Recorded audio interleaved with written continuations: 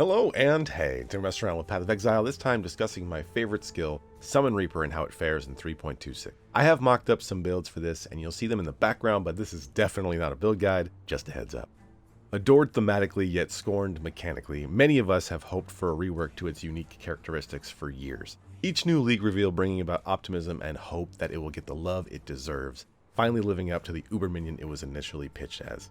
Yet, in the 3.26 Mercenaries of Charthus patch notes, only the transfigured versions of the skill were changed. Revenants saw the most positivity. The change from maximum 3 Reapers at all levels to 3 to 4 meant that it was extremely likely to see at least 5 on a level boosted gem, and at level 5 that's exactly what we got. Eviscerating saw an interesting change to its quality, going from chance to bleed to chance to aggravate bleeding, a sought after stat to be sure, but 20% on a 1 second cast time skill definitely leaves something to be desired. It seemed more likely that some niche build could use it to aggravate their own bleed with stat quality, or maybe used as a gem swap for some bosses before getting the Uber Serious Boots Tempest Rising, but once again that was all the skill saw. To be fair, we didn't know what else would be arriving.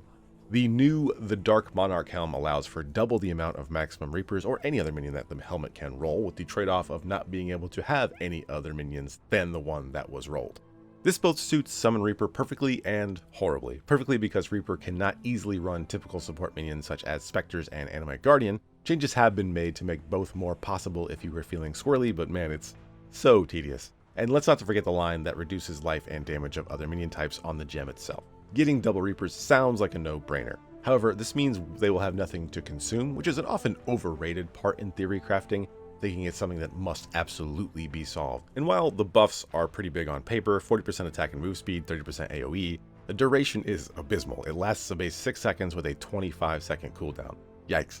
The one where she heals herself in a 6-second cooldown is much more reasonable, but it's not something you ever play around. There's literally never a moment of, she's got the buff, it's go time. So the point I'm trying to make is a core part of her design cannot be accessed, it's turned off. The chomping down of a skeleton or phantasm from the time she gets clobbered, not there. The lower health pool was designed around the ability to heal up instantly, and it's not so bad if she goes down and you have to resummon 1 or now 2, she's back up in no time, but if your Reapers are going down and it's 10 of them, you're going to be having a bad experience, leading to a hard to escape spiral in tougher endgame content. It's also worth mentioning with the introduction of the helm, the bug, quote-unquote bug, of being able to summon Revenants and a big Reaper has finally been patched out. I would call this a flat nerf. It was a strong quality of life feature to have the little ones applying Maim, Feeding Frenzy, and generating phantasms without being eaten themselves, and that is no longer possible. The base gem is pretty limited to the bleed archetype. You can get in for cheaper than ever, but scaling is limited, which the legend Previ had stated already before the patch. It's in the worst state it's been in since launch. At the top end of investment, it's hard to argue, it's absolutely true, and I think we've technically hit a new low. Sad days. Still, the helmet opens up more diverse styles for the gems, and I think that's what I'd like to talk about in a mostly positive light. Firstly, a gem going from 3 to 10 minions without instantly being OP is kind of incredible. Big salute to the people that were playing it before. Summon Reaper Revenants makes it so Reaper can finally be played on hit again. I know I beat my head against the wall for several leagues, and with old power charges and alt quality gems, there were some interesting outcomes, but with those out of the game, it was a space that was lacking. Now, we can go Chaos, aka Poison, or straight up Crit. Crit has more investment cost, while Poison reaches its ceiling quicker. And it's totally fair to ask if you're going Poison, why not choose the objectively better minion builds already doing that? But as always, you go Reaper because you like Reaper. For the Ascendancies, Occultist is super satisfying to map with, check the pops out in the background, but it does lack the raw offensive and defensive power of Necromancer. The Flesh and Flames can solve the other one's problems, depending on which one you go, but for more currency than you'd probably want to throw into a build like this, still being able to zoom like what you're seeing in the background it's just cool. The other interesting new option is Summon Reaper of Eviscerating. This gem has always had the highest damage potential, I just never knew how to reach it because the opticals seemed too high. That changed this patch. At first, I began to look at the Corpse Pact node in Necromancer because we can Intuitive Link, Desecrate, and a couple offerings to our Merc to get a ton of cast speed, chill and shock, and a grip of damage, all while being nearly fully automated. Just re-up the link once every 15 seconds. Getting a high enough hit to make it feel worth it is a tall task. Then the emergence of Cold Whisper / reduced curse duration came to light, and now we can have all the cast speed in the world. The limiting factor becomes minion attack speed.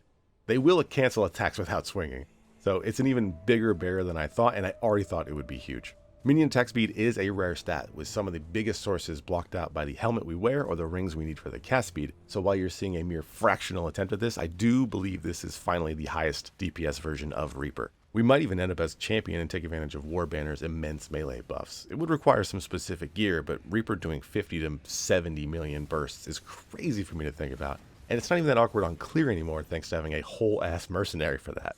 But to start to conclude, I believe the 3-gem umbrella of Summon Reaper is probably doing better than ever, but it comes at the cost of the theme and the base gem, and that's disappointing.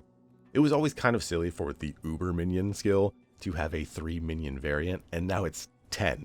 Or to deliver big crushing hits with a big cooldown, and now it's 2 of them slicing at the same time with no cooldown. Heck, the Sentinel of Radiance from the Guardian Ascendancy fulfills that Uber role, at least for the campaign, way better. You just want to feel that impact of having the one strong minion. And I know it's not unique to Reaper either. A lot of transfigured gems eclipse their base counterparts instead of being the niche variant they were sold as. I'm just hyper aware of it happening to my favorite skill.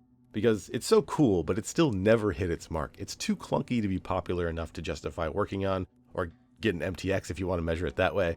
But at the same time, there's enough of us powering through that the play rate is too high to see buffs in the patch notes. So while I am genuinely happy to see a diversity of builds arise, get more people playing what they want to play, I just want to play a sick looking Uber minion. So I'm curious, does anyone else feel that way? As always, thanks for watching, thanks for listening. Be safe, guys.